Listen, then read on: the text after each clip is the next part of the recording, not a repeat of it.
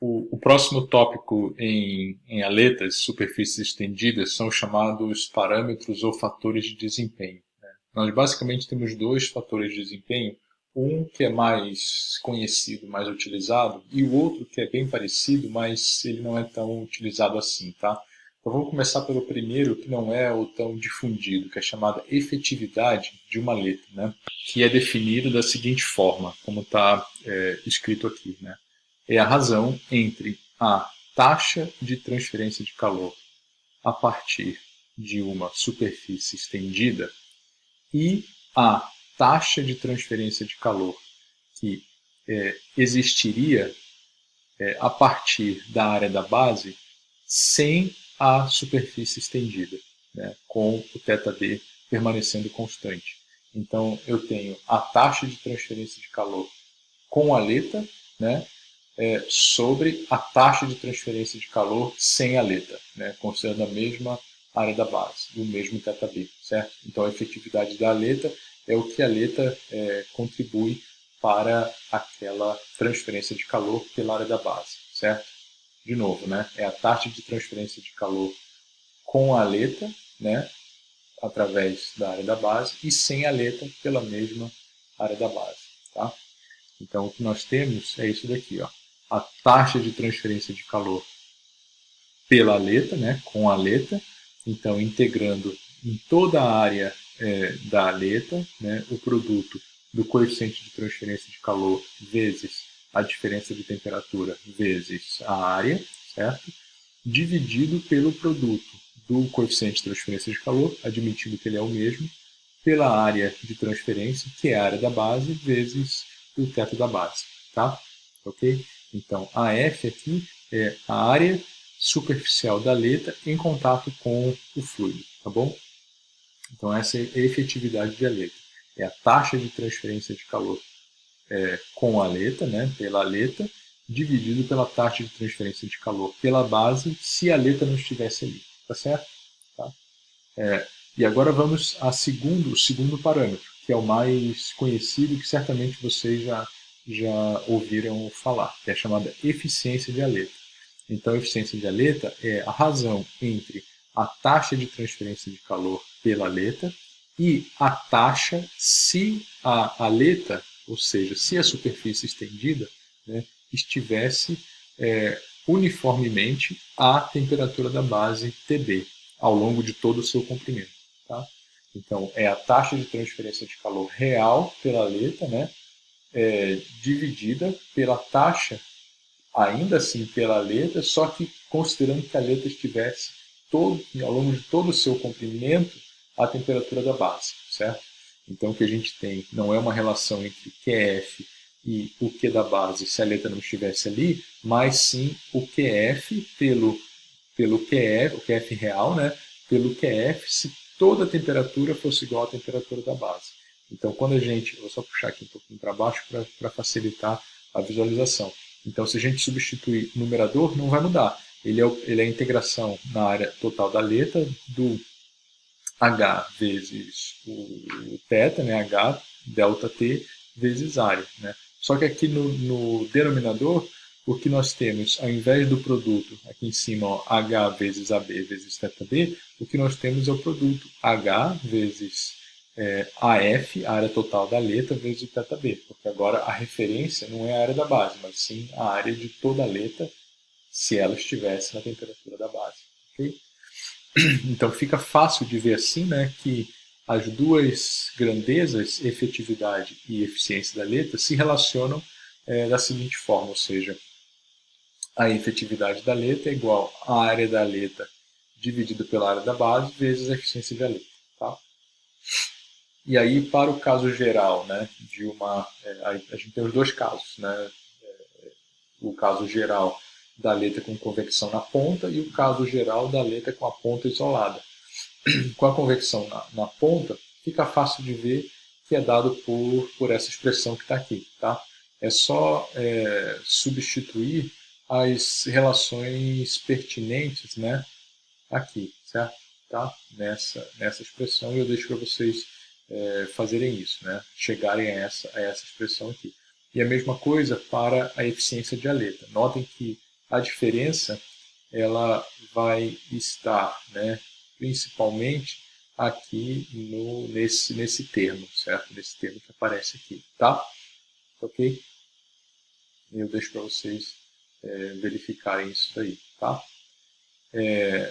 E aí, para o caso particular de uma letra com a ponta diabática, né, tanto a efetividade quanto a eficiência são dadas por essas expressões aqui, tá certo?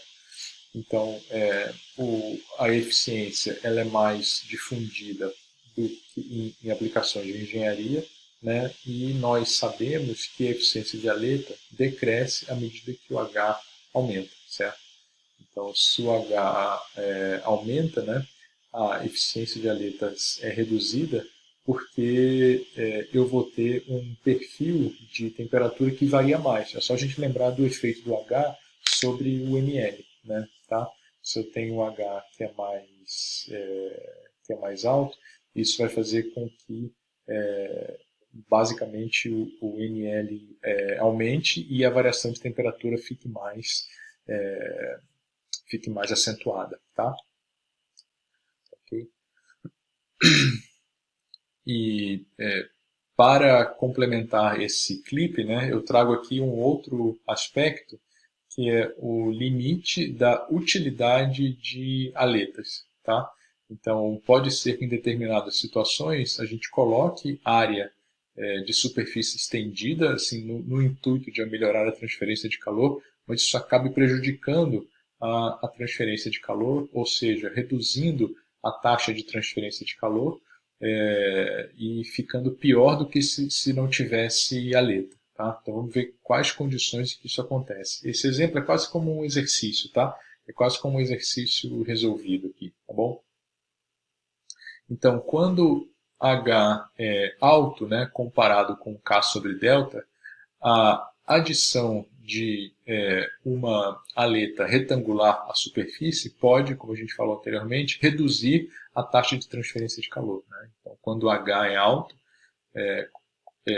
colocar uma aleta pode piorar. Tá? Então, da definição de efetividade de aleta, né, isso quer dizer que, nessa situação, a efetividade da aleta é menor que 1, porque né, se a efetividade da aleta é a taxa de calor real, né, dividido pela taxa se eu não tivesse aleta, isso quer dizer que a efetividade de aleta vai ser menor que 1. Tá? Então, para simplificar, né, vamos admitir que o H na ponta da letra é igual ao H na periferia da letra, né, para aquele caso geral em que a letra retangular de espessura delta tem condução na ponta. Tá? Então, nesse caso, a efetividade da letra vai ficar com essa expressão aqui. Tá? 1 sobre raiz de Biot, onde Biot é H delta sobre 2K, lembrando que delta sobre 2 é o comprimento característico aqui, né? Isso pode ser visto como uma substituição das variáveis ali. E aí nós temos essa expressão aqui. Vocês podem verificar essa expressão aqui depois, tá? Na verdade, essa expressão de K nada mais é do que essa expressão daqui, tá? Só que com as variáveis transformadas para uma letra de seção retangular, tá bem? Então, isso fica como um caso para vocês demonstrarem aí, né? Tá? E aí, o que nós vamos fazer? É mostrar os valores de efetividade da aleta em função de raiz de Biot e 2L sobre delta. Tá? Então, imaginando aqui 2L sobre delta é uma razão de aspecto da letra. Basicamente como um L dividido por delta sobre 2. Tá? Então, quando eu tenho L dividido por delta sobre 2 igual a 20, né, significa que é uma letra bem fina e comprida, certo? E uma superfície estendida que tem 2L sobre 2 igual a 2, significa que o comprimento da letra é só 2 vezes a metade da sua espessura. Tá? Então é uma letra bem curtinha, tá bom? Então, o que essa tabela aqui mostra são os resultados dessa função aqui, ou seja, dessa efetividade de aleta, em função do 2L sobre delta, que aparece aqui, certo? E do raiz de Biot, que aparece ali dentro também. Então, tem 2L sobre delta e raiz de Biot aqui, tá? O raiz de Biot igual a 2 significa que a resistência à condução de calor na direção Y, ali, né, na direção transversal, ela é maior, né, ela é maior do que a, a condução de calor é maior do que a convecção de calor naquela mesma região, tá? Naquela mesma direção, né? Eu estou olhando para duas resistências térmicas em série, a condução na direção Y e a convecção naquela área adjacente ali, tá? Então, para a raiz de Biot igual a 1, as duas resistências são equivalentes, e para 0,5 e 0,25, a resistência de condução é menor. Tá? Então, a temperatura vai ser mais uniforme, digamos assim. Tá? Então, o que nós percebemos aqui? Né? Percebemos que para valores de raiz de Biot maiores, quando raiz de Biot é maior ou igual a 1, né? Nesses dois casos aqui, né? E, consequentemente, Biot é maior ou igual a 1, né? A efetividade da aleta é sempre inferior a 1, ou seja, a adição de material de superfície estendida vai reduzir a taxa de transferência de calor da superfície. Tá? Então, quando a resistência de condução é grande, né? Ou seja, o H é alto, que era o que estava sendo dito anteriormente, colocar a superfície estendida é ruim, tá? É prejudicial, independentemente do valor do L sobre delta. Tá? Isso fica claro aqui, porque são valores que não passam da unidade, tá bom? Porém, se o raiz do Biot for inferior a 1 e, consequentemente, o Biot for inferior a 1, que são esses dois casos daqui ilustrados, né? O que nós temos é que, se o L for maior do que o delta sobre 2, o que se espera de uma superfície estendida, né, que ela seja fina e alongada, então as aletas melhorarão a taxa de transferência de calor a partir da superfície, que é o que está sendo mostrado aqui, certo? Tá? Nós temos raiz de Biot menor ou igual à unidade, e para essas situações aqui, né, em que o L sobre 2 delta é maior do que 1, ou seja, 2, 5, 10, 15, 20, nós estamos tendo um valor de efetividade maior do que 1, que é o que a gente espera, né, que eu coloque a aleta e ela consiga promover uma retirada do calor, tá, em comparação com a situação que a gente não tinha aleta, tá bom? Espero que tenha ficado claro aí, tá, pessoal? Então vou parar esse clipe aqui para a gente poder avançar para o clipe final, tá, dessa parte de aleta.